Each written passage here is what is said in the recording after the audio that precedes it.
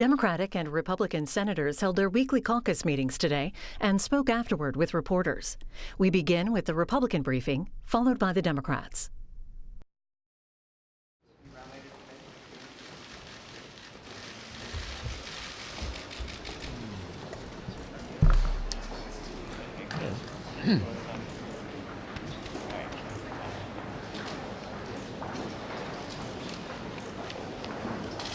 Well, it strikes me that there's no small amount of irony associated with the fact that the president is apparently being impeached in the House shortly for holding up aid to Ukraine, and at the same time, the Democrats are filibustering the defense bill, or say they're going to filibuster the defense bill, which we'll vote on later this week, which would provide for the assistance to Ukraine.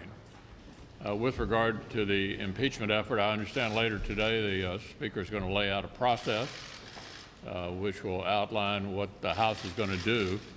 We'll all be looking at that to see if it meets the normal due process standards you would expect to be provided to the President and his team, similar to what was provided to President Nixon and President Clinton in similar situations.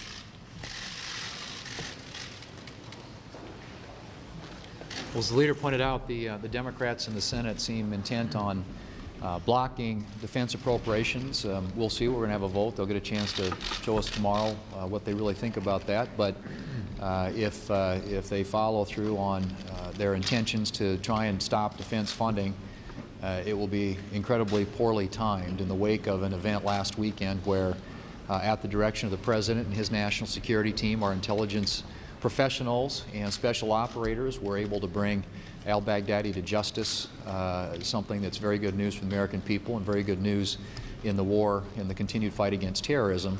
The Democrats have an opportunity to support our military. And, you know, the defense appropriations bill has the largest pay raise in over a decade for our troops, funds important weapons systems and readiness and preparedness for the challenges, the national security threats that we face around the globe. And so I would hope that they will come to their senses and realize that this is not the place to try and stop an appropriations bill. Defense is something that we all believe in. The American people understand how important it is, and I don't think it'll be lost on them if the Democrats carry through on their intents to block this bill. Coupled with the National Defense Authorization Act, the defense bill, which is something that for 58 years Republicans and Democrats have come together on every fiscal year.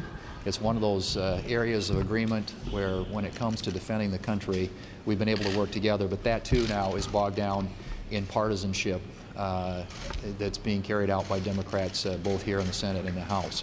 So let's hope that we can do better and that the Democrats will come to the conclusion that funding our troops, making sure that they get the biggest pay raise in a decade, is something that we all ought to be for.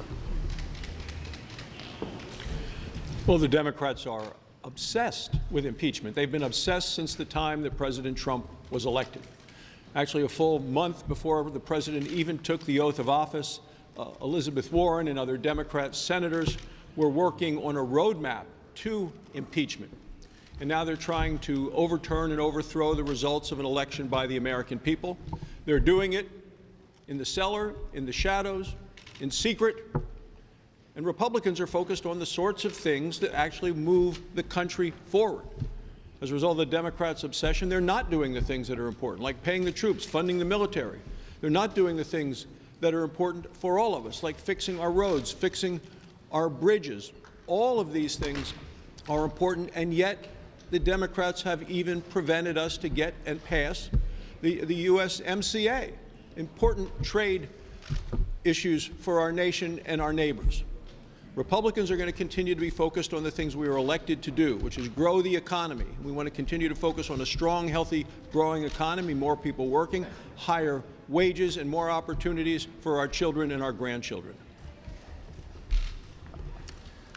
I talked a little bit at lunch today about the difference that circuit judges are making.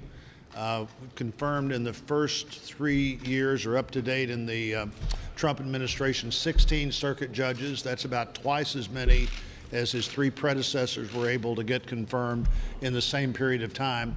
And why does that matter? about 50,000 cases go to the circuit courts, the federal circuit courts. About 8,000 of those cases are appealed to the Supreme Court. Last year, the Supreme Court heard 77 of those cases. So of the well over 7,900 of those cases that were appealed, the constitutional law at the moment is determined by that circuit judge's decision unless the Supreme Court decides to establish some new criteria. It matters. We're making a difference there. The president appointing constitutional conservatives are making a difference, and I talked about a handful of cases that Trump appointees have decided that would be the kind of cases that you'd expect constitutional conservatives to decide. Al-Baghdadi's demise makes this world a much better place, folks. I would like to commend the president, our intelligence community, and of course, our wonderful special operations forces for their accomplishment in this mission and for making sure that al-Baghdadi was brought to justice. Now, there is information that was released this morning that gives us indication that the likely successor to al-Baghdadi was also killed. And again, folks, our world is a much better place. So let's make this a warning to all terrorist groups out there, all extremists, that you cannot hide. You cannot hide from us, and we will bring you to justice. That is our warning to you. Our world is a safer place, and again, it is because of our wonderful troops. And we hope that we are able to continually fund our troops in an appropriate manner. I do hope that the Democrats will join us in supporting our men and women in uniform. I would encourage all of you to support our men and women in uniform. And I'd also, just as a final shout out, I want to give a shout out to that wonderful canine that tracked al-Baghdadi. Hey, that's a good, we should give him an attaboy or attagirl. The world may never know. So thanks so much, and again, congratulations to the men and women of this mission for a job well done. Well, I want to commend our special operators and members of the intelligence community for eliminating al-Baghdadi, the most wanted terror leader in the world, the head of ISIS. I also want to applaud our president for making the bold decision to send our special operators on this important mission. It's a good time to reflect on those who have given their lives to try and defeat ISIS, an ongoing battle. Jordan Spears is a Marine from Memphis, Indiana. He gave the ultimate sacrifice, and his family continues to suffer the anguish of his memory, but they know he did not die for naught. He died for all of us, and I know there are other service men and women who've made similar sacrifices around the country. Peter Kasich, he died at the hands of ISIS. He's from Indiana. His family continues to suffer.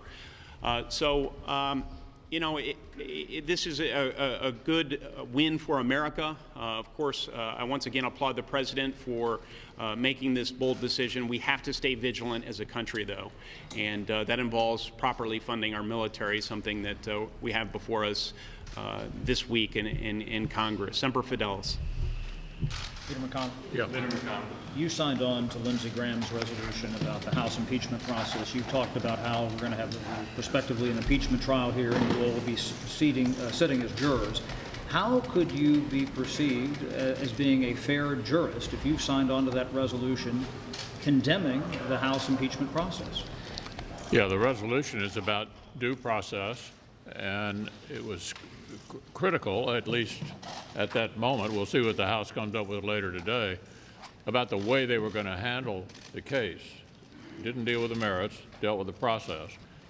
So we'll have to take a look at what the House produces later today and see if it passes, frankly, the smell test of providing the kind of due process protections that the President and his team are certainly entitled to, just like President Nixon was and President Clinton was.